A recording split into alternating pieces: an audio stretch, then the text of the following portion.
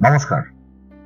সংখ্যা সংখ্যা জিনিসটি কিন্তু মানুষের জীবনে একটা উল্লেখযোগ্য জিনিস।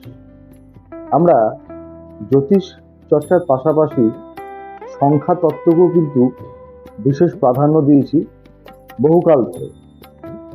তাই নিজে ভালো থাকবার জন্য তো আমরা অনেক কিছুই করি।